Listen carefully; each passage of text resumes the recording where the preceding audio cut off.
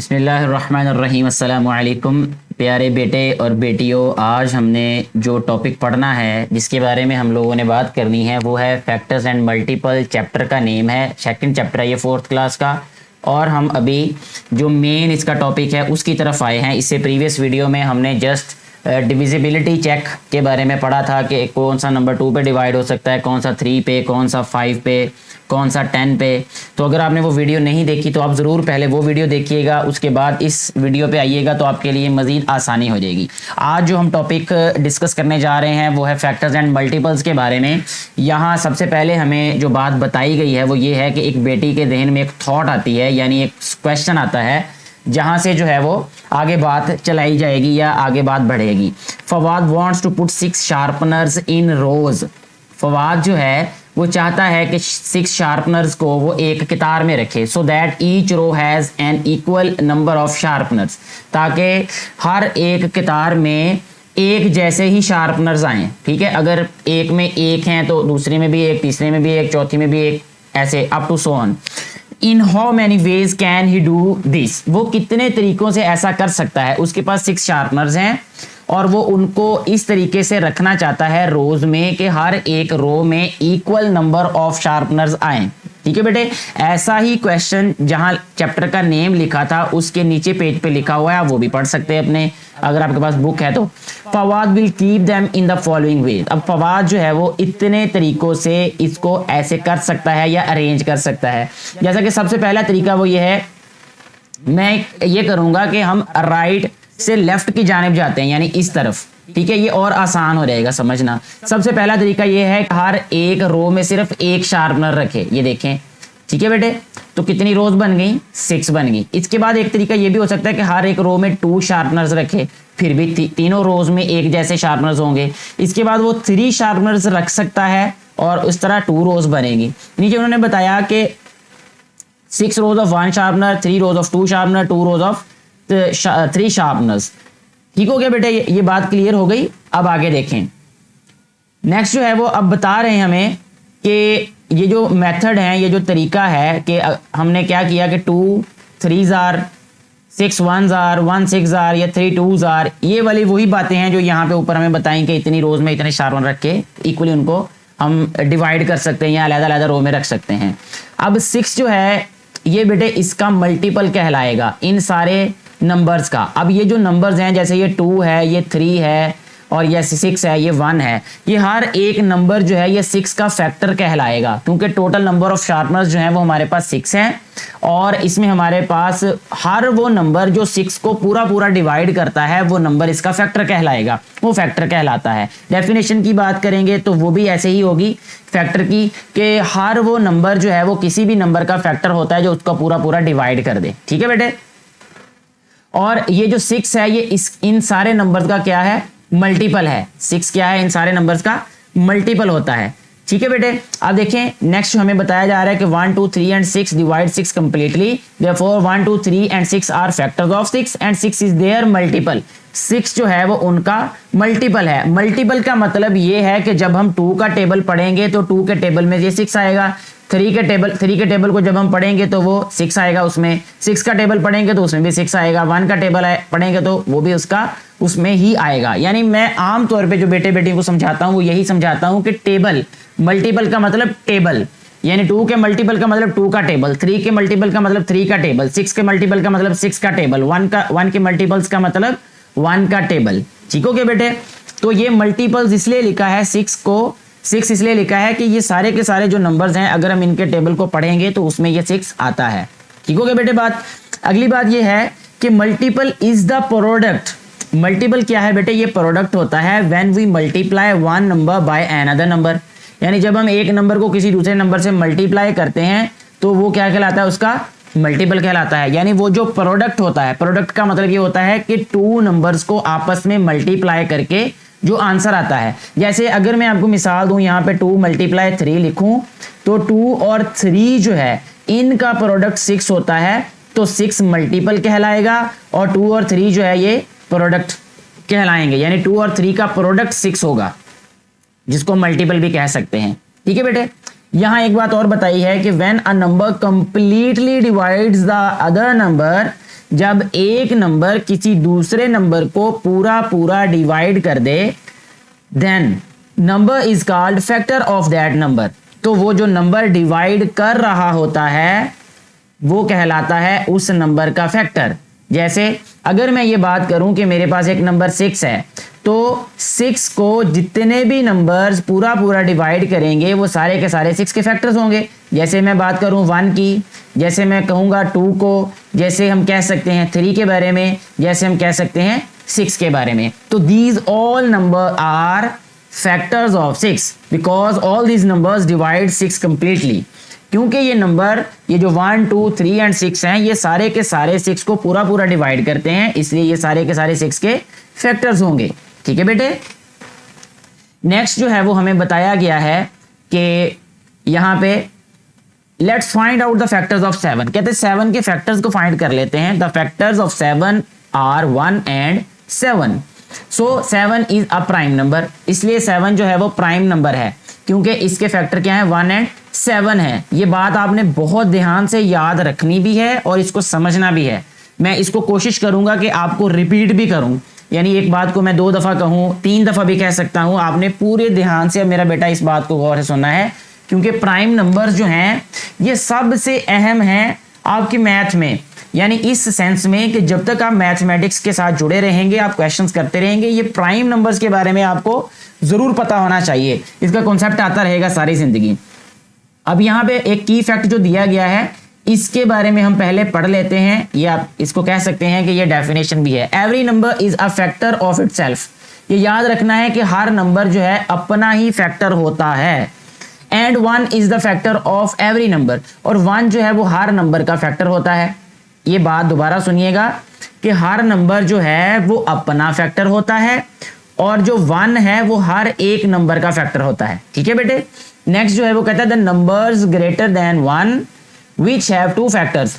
वो नंबर जो 1 से बड़े हों, दोबारा सुने, वो नंबर जो 1 से बड़े हों और उनके 2 फैक्टर्स हों, सिर्फ और सिर्फ 2 फैक्टर्स हों। मैं ये ऐड करना चाहूंगा इस बात में, the numbers which are greater than 1 and have only 2 factors, 1 and the number itself. एक तो नंबर डिजिट 1 और दूसरा वो खुद।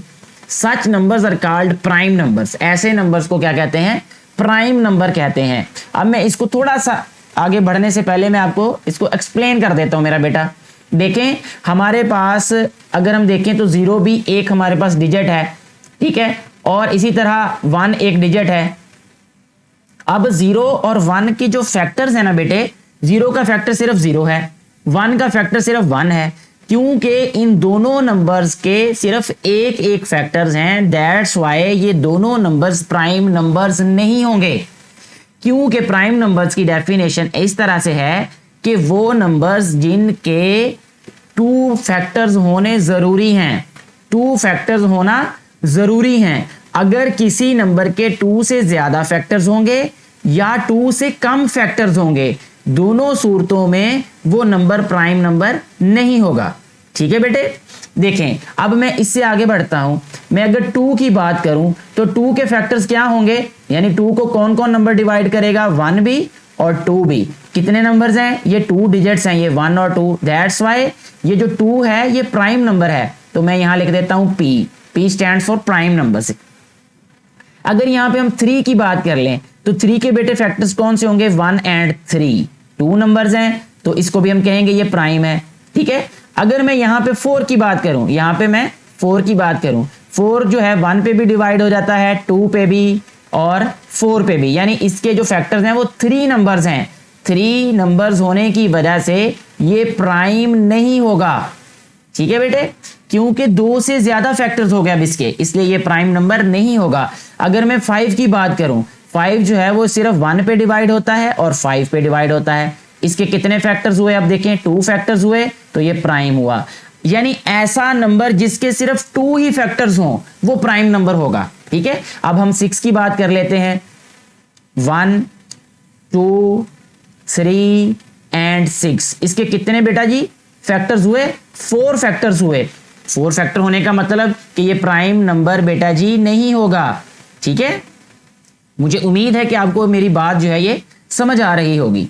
आगे बढ़ते हैं इसमें मजीद कि let's find out the factors of 21। अब 21 के फैक्टर्स कहता फाइंड करते हैं हम। देखें यहाँ नीचे लिखा हुआ है कि जो 21 है, मैं इस तरीके से लिख देता हूँ, मेरे लिए ज़्यादा आसान ये है लिखना कि 21 जो है बेटे 1 पे भी डिवाइड होता है, उसके बाद 3 पे भी डिवाइड होता है, फिर 7 पे भी डिवाइड होता है और 21 पे भी डिवाइड होता है। एक और तरीका देखें, मैं यहाँ पे क्लियर कर दूं। देखें 1 और 21 को मल्टीप्लाई करेंगे तो 21 बन जाएगा, 3 और 7 को मल्टीप्लाई करेंगे तो 21 हो जाएगा। इस तरह ये फैक्टर्स होंगे हमारे पास, यही वाले। तो क्योंकि ये 1 2 3 4 फैक्टर्स हैं, इसमें क्या है, ये 4 फैक्टर्स हैं, इसलिए ये प्राइम नंबर तो नहीं होगा, लेकिन इनको कहते हैं कंपोजिट नंबर्स। ठीक है, वो नंबर्स जिनके 2 से ज्यादा फैक्टर्स हों, वो नंबर्स जिनके 2 से ज्यादा फैक्टर्स हों वो कंपोजिट नंबर्स कहलाते हैं। ये अब दो डेफिनेशंस जो है वो हमारे पास कंजक्टिवली उन्होंने दे दी हैं साथ साथ, कि एक प्राइम नंबर्स की, यानी प्राइम नंबर्स जिनमें सिर्फ 2 फैक्टर्स हों, ठीक है, और कंपोजिट नंबर्स जिनके मोर देन 2 फैक्टर्स हों। ठीक है, तो ये मैं इसको दोबारा लिखता हूं, मोर देन 2 फैक्टर्स। ठीक है, अब देखें बेटे, what is the greatest composite number between 1 and 100 and what is smallest composite number. 1 और 100 में कौन सा सबसे बड़ा कंपोजिट नंबर है और कौन सा सबसे छोटा है। तो देखें सबसे बड़ा कंपोजिट नंबर अगर हम 100 को ही ले लें तो 100 एक कंपोजिट नंबर होगा क्योंकि इसके 2 से ज्यादा फैक्टर्स होंगे। ठीक है बेटे, और सबसे छोटे की बात करें अगर हम, तो कौन सा होगा हमारे पास, 1 ना प्राइम नंबर है ना कंपोजिट नंबर है, 2 जो है ये प्राइम नंबर है, 3 प्राइम नंबर है, और 4 जो है, अगर हम 4 की बात करें तो 4 कंपोजिट नंबर होगा। ठीक है, हम 4 लिख देते हैं और 100 लिख देते हैं। यहाँ पे 4 होगा सबसे छोटा और 100 होगा बेटे सबसे बड़ा। आगे बढ़ते हैं बेटे हम, the numbers whose factors are more than 2 called composite numbers. अब आपने इस वाले पेज में से प्राइम नंबर की डेफिनेशन याद भी करनी है आपने और उसको अच्छे तरीके से समझना भी है। इसी तरह इसी पेज पे आपने ये कंपोजिट नंबर्स की डेफिनेशन याद भी करनी है और इसको आपने अच्छे तरीके से समझना भी है। ठीक है बेटे, नेक्स्ट चलते हैं अब, find out the first 10 multiples of 2। अब 10 मल्टीपल्स ऑफ 2 का मतलब ये है कि ऐसे 10 नंबर्स, या मैं इसको शॉर्टली आपको बता देता हूं, 10 मल्टीपल ऑफ 2 का मतलब 2 का टेबल 10 टाइम्स, 2 का table 10 times. To find the 10 multiples of 2 recall the table of 2। ये देखिए वही लिखा है, ये 2 के मल्टीपल्स यानी 2 का टेबल ये आपको आता होगा, इसलिए मैं दोबारा इसके बारे में मजीद बात नहीं करूंगा। How many numbers that 10 have their multiples. अब कहते हैं कि हाउ मेनी नंबर्स, कितने नंबर्स हैं दैट जो के 10 हैव देयर मल्टीपल, जिनमें 10 मल्टीपल होता है। तो अब देख लें आप कि कौन से नंबर्स ऐसे हैं कि जिनके टेबल में 10 आता है। वो हम कह सकते हैं कि 1 भी मल्टीपल, 1 भी जो है वो फैक्टर होगा उसका, यानी 10 के फैक्टर्स लिख देंगे हम यहाँ पे, 2 होगा और 5 होगा और 10 होगा, ये वाला हो जाएगा इसका आंसर। यानी इन सब के टेबल में 10 आता है, 1 के टेबल में भी, 2 के, 5 के और 10 के भी, तो ये आंसर होगा इसका। ठीक है बेटे, नेक्स्ट पेज पे चलते हैं। यहाँ हमें कहा गया है, जो बताया गया है वो है find out the first 10 multiples of 7। 10 multiples mean 7 का टेबल लिख देना है आपने, simple. Let's consider the factors and multiples of 8। अब कहता फैक्टर्स की बात करते हैं और मल्टीपल्स की बात करते हैं। कहता फैक्टर्स ऑफ 8 का मतलब ये है कि इसमें जो 8 है वो किन किन नंबर्स पर डिवाइड होता है, 1 पे, 2 पे, 4 पे और 8 पे, ये इसके फैक्टर्स हो जाएंगे। और मल्टीपल्स की बात करें तो 8 का टेबल, ठीक है, 8 का टेबल देख लें, 10 टाइम्स उन्होंने यहाँ पे लिखा हुआ है 80 तक। ठीक है, ये फैक्टर्स हैं लेफ्ट साइड पे लिखे गए और ये इसके मल्टीपल्स हैं, तो दोनों में फर्क आपने याद रखना है मेरा बेटा। इसके बाद है कहता next 8 the first 10 multiples of 8 are, ये कंप्लीट हो गया। Right 5 prime numbers, 5 prime numbers लिखने हैं, यानी प्राइम नंबर्स ऐसे नंबर्स होंगे जिनके सिर्फ और सिर्फ 2 फैक्टर्स होंगे, not more than 2 and not less than 2, 2 से ना ज्यादा ना 2 से कम। तो देखें सबसे पहला प्राइम नंबर होता है 2, उसके बाद होता है बेटे 3, फिर होता है 5, फिर होगा 7, 7 के बाद 11, ठीक है। 11 के बाद मैं और भी लिख सकता हूँ, लेकिन क्योंकि हमारे पास जो उन्होंने पूछा है वो 5 का लिखा है, तो 5 हो जाते हैं यहाँ तक कंप्लीट। 1 2 3 4 5, ठीक है बेटे। अच्छा जी, अब हम आ जाते हैं बेटा जी एक्सरसाइज की जानिब। यहाँ पे क्वेश्चन नंबर 1 हमें जो एक्सरसाइज का दिया गया है वो कुछ इस तरह से है कि right all composite numbers between 30 and 50।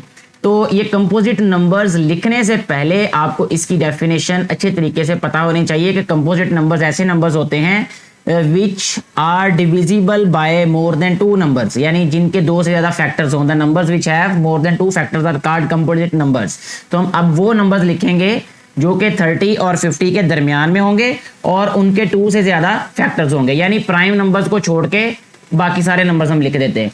जैसा कि 32 को लिखेंगे हम यहाँ पे 32, उसके बाद 33 भी आ जाएगा, ठीक है, और 34, 35, ठीक है, 36 और 37 नहीं आएगा, 38 आ जाएगा और 39 भी आ जाएगा, 40 भी आ जाएगा बेटे, और 41 नहीं आएगा, 42 आ जाएगा यहाँ पे, 43 नहीं आएगा, 43 भी नहीं आएगा, ठीक है, 44, 45, 46, 47 भी नहीं आएगा, 48 आ जाएगा और 7 7 49 वो भी नहीं आएगा।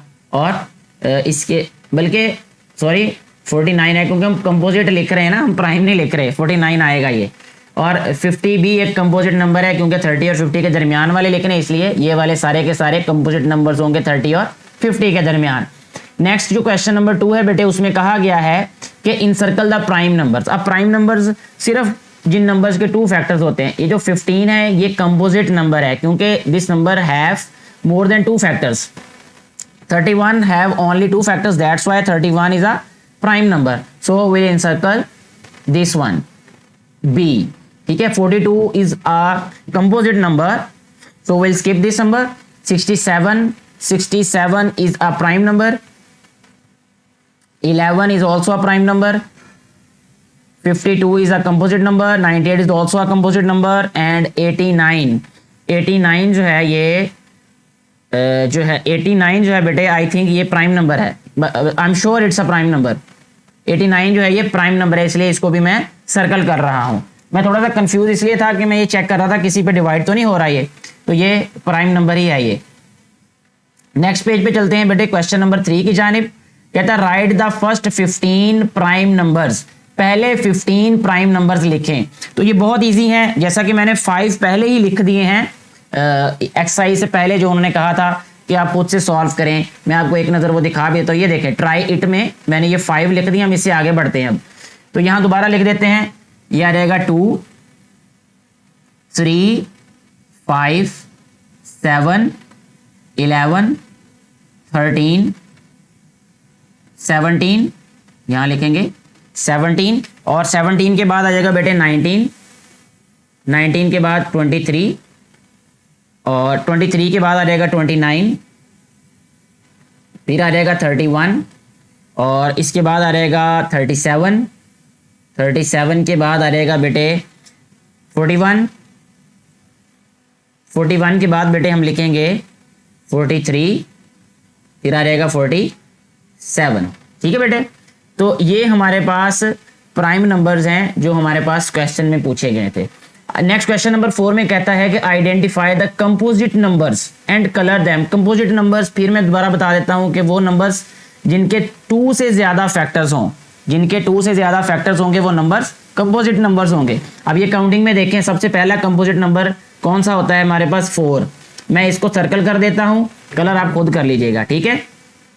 उसके बाद 6 आ जाएगा, इसके बाद आ जाएगा हमारे पास 8, फिर 9, फिर 10, ठीक है। इसके बाद इस लाइन पे आ जाते हैं, इसमें आ रहेगा 12, इसके बाद आ रहेगा 14, 15 और 16 और 18 और इसके बाद आ रहेगा 20, इसके बाद 21, फिर 22, 23 नहीं होगा, 23 प्राइम नंबर है, 24, 25, 26 और 27, 28 और 30। 29 भी जो है ये प्राइम नंबर है बेटे। इसके बाद 31 प्राइम नंबर है, 32 और इसके बाद 33, 34, 35, 36, 37 प्राइम नंबर है, इसलिए हम इसको छोड़ रहे हैं। 38, 39 और 40। ठीक हो गया जी। इसके बाद अब इस लाइन में देखिए 41 जो है ये प्राइम नंबर है, 42 जो है ये कंपोजिट नंबर होगा, 43 भी प्राइम नंबर है इसलिए इसको छोड़ रहे हैं। 44, 45, 46, 47 is also a prime number, so will skip this number. इसके बाद आ जाएगा बेटे 48, 49, 50। नेक्स्ट आते हैं बेटे 51 जो है ये 5 और 1 6 होता है, ये 3 पे डिवाइड हो जाएगा। ये वो डिविजिबिलिटी चेक किया था ना आप लोगों ने, वो भी ज़हन में रखिएगा इससे प्रीवियस एक्सरसाइज में। इसके बाद 52 कंपोजिट, 53 प्राइम और 54, 55, 11 5 ये टेबल भी अगर आपको आते हैं तो बहुत अच्छी बात है, ये आसान हो जाएगा आपके लिए बहुत क्वेश्चंस को सॉल्व करना। 57 जो है 5 7 12 होता है, 3 पे डिवाइड हो जाएगा। 58 2 पे डिवाइड हो जाएगा और 59 जो है ये है हमारे पास प्राइम नंबर, 60 कंपोजिट हो जाएगा। इसके बाद नेक्स्ट चलते हैं जी 61 जो है प्राइम नंबर है, 62, 63, 4 और 65 और 66 ये सारे के सारे कंपोजिट हैं। 67 जो है प्राइम है, 68, 69 और 70। इसके बाद नेक्स्ट लाइन में आते हैं हम 71 इज़ अ प्राइम नंबर, सो इसको स्किप कर रहे हैं। 72, 73 प्राइम नंबर है, 74, इसके बाद 75, 6, 7, 8, 79 प्राइम नंबर है, 80 पे आ जाएंगे अब हम। ठीक है, उसके बाद आ जाएंगे अब हम 81, 82 पे, ये दोनों के दोनों भी कंपोजिट है। 83 प्राइम नंबर है। इसके बाद आ जाएगा बेटे 84, 85, 86 और 87, 87 15 होता है ना। थोड़ा सा टाइम मैं इसलिए ले रहा हूँ कि मैं सोच भी रहा हूँ कि कहीं जल्दी जल्दी में मैं गलती ना कर दूँ, ठीक है। और अगर गलती हो जाए तो फिर उसकी माजरत पहले ही है, क्योंकि गलती भी हो सकती है, कोई ऐसा दावा नहीं किया जा सकता है कि गलती होगी नहीं। 91 प्राइम नंबर है बेटे, 92, 93, 94, 95 और 96, 97 जो है प्राइम नंबर है बेटे, 98 और 99 और 100। अब यहाँ पे देखें, यहाँ तक आपके पास दो चीज़ें क्लियर हो गई। 100 तक प्राइम नंबर्स भी आप लोग लिख सकते हैं इसमें, ठीक है। 1 प्राइम नंबर नहीं है, बस 1 को छोड़ दीजिएगा। अगर आपसे कोई पूछे कि 100 तक प्राइम नंबर्स लिखें तो फिर आप 1 को छोड़ के बाकी ये जो सर्कल नहीं किए हुए मैंने, ये सारे के सारे प्राइम नंबर्स हैं 1 के अलावा, ठीक है। और अगर कंपोजिट नंबर्स की बात की जाए तो ये सारे के सारे कंपोजिट हैं जिनको सर्कल किया गया है। तो ए वाला क्वेश्चन हमारा सॉल्व हो जाता है इस तरीके से, ठीक है बेटे। नेक्स्ट हमारे पास जो क्वेश्चन नंबर 5 है उसमें हमें कहा गया है कि find the factors of the given numbers, इनके फैक्टर्स फाइंड करने हैं। तो ये हम थोड़ा सा ज़रा इसको टाइम ज़्यादा दे देते हैं इस क्वेश्चन को, ठीक है। तो हमने क्योंकि फैक्टर्स फाइंड करने हैं तो सबसे पहले हम लिखते हैं, हमारे पास ए पार्ट जो है वो है जी 12, ठीक है। अब यहाँ पे लिख देते हैं फैक्टर्स ऑफ 12। 12 के फैक्टर क्या होंगे देखें, 1 मल्टीप्लाई बाय 12 ये इक्वल होगा 12 के, ठीक है। और 2 multiply by 6 is equal to 12 के। 3 multiply by 4 is equal to 12, ठीक हो गया। और इसी तरह फिर 4 पे आ जाएं, 4 multiply by 3 is equal to 12। अगर आप गौर करें अब ये रिवर्स हो रहे हैं, ये नंबर इससे मल्टीप्लाई, अब ये इससे हो जाएगा। इसके बाद ये 6 मल्टीप्लाई बाय 2 होगा, 6 मल्टीप्लाई बाय 2 इज 12।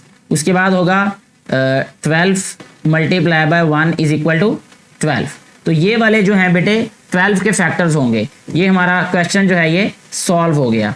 इसके बाद हम चलते हैं जी नेक्स्ट क्वेश्चन को सॉल्व करने के लिए। वो क्वेश्चन है हमारे पास 15, तो ये है बी पार्ट। यहाँ पे हम राइट करते हैं इसका बी पार्ट जो कि है 15। यहाँ पे अब हम राइट करेंगे फैक्टर्स ऑफ 15। अब हमने 15 के फैक्टर्स राइट करने हैं, तो देखें बेटे यहाँ आ जाएगा 1 multiply by 15 is equal to 15, यानी एक फैक्टर। और इसके बाद 2 मल्टीप्लाई बाय, सॉरी ये 2 पे डिवाइड ही नहीं होगा, ये 3 multiply by 5 is equal to 15। इसके बाद आ रहेगा 5 multiply by 3 is equal to 15। इसके बाद 15 multiply by 1 is equal to 50। ठीक है बेटे, ये 15 के फैक्टर्स हो गए। अब नेक्स्ट हम चलते हैं जी नेक्स्ट क्वेश्चन की जानिब। इसमें से मजीद कुछ क्वेश्चंस मैं सॉल्व कर देता हूं ताकि आपके लिए ये कॉन्सेप्ट को समझना आसान हो जाए मजीद। 27 के फैक्टर्स लिख लेते हैं। ठीक है जी बेटे, अब 27 यहाँ पे लिखते हैं जी, तो ये है 27 वाला ई पार्ट 27। यहाँ लिखेंगे हम फैक्टर्स ऑफ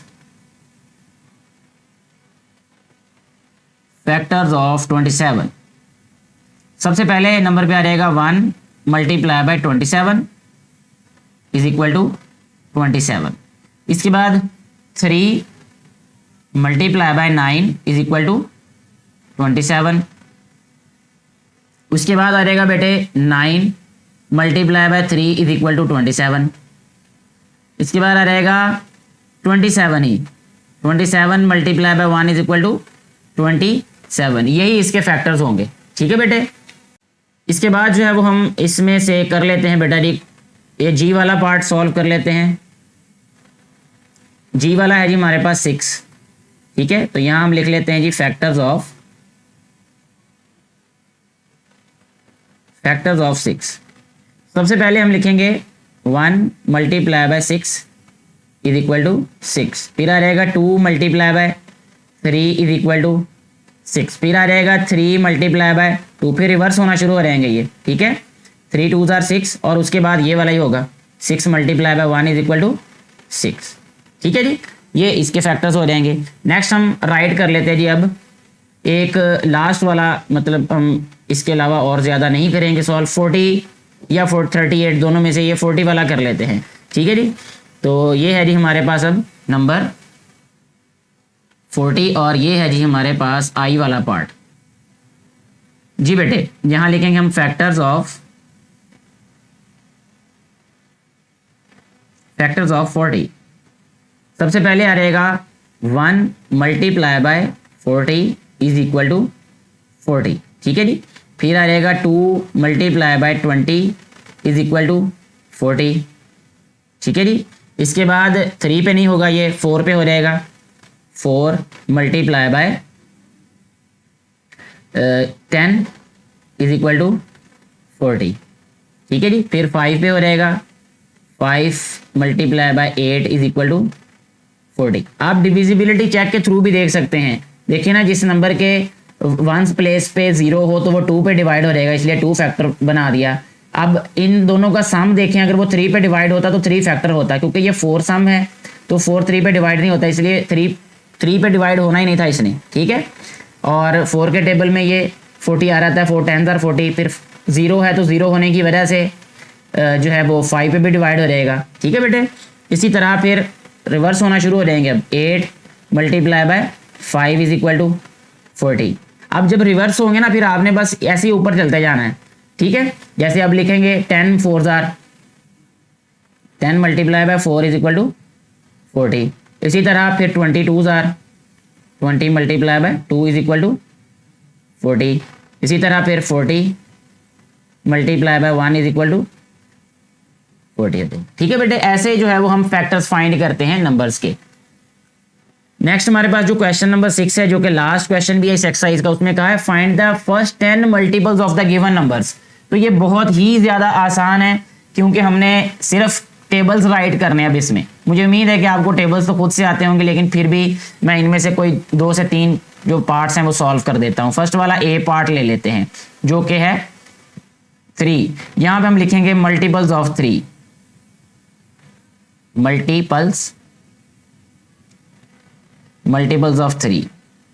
ठीक है बेटे, तो ये आ रहेगा हमारे पास 3 6 3 3 are 9 3 4 are 12 3 5 are 15 3 6 are 18 3 7 are 21 3 8 are 24 और 3 9 आर 27 3 10 आर 30।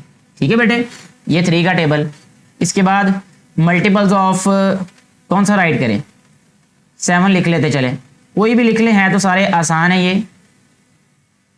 क्योंकि टेबल्स आपने ज़ुबानी याद किए होंगे पहले ही। यहाँ लिखेंगे हम मल्टीपल्स ऑफ